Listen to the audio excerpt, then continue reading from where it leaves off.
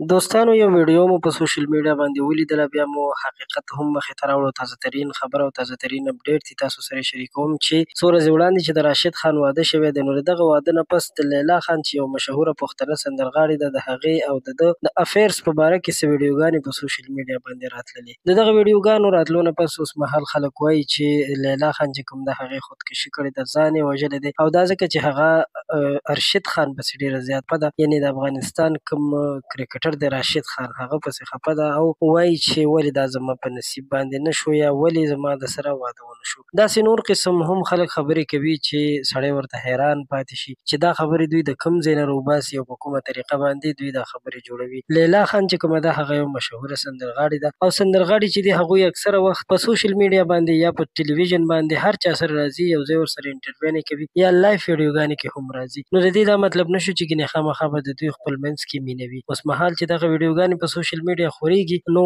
دې کې څه حقیقت نشته، هغه مړ شوی نه دی، ژوندی ده، ځان یې نه دی وژلی. غوښتل مو چې حقیقت باندې تاسو هم خبر کړو.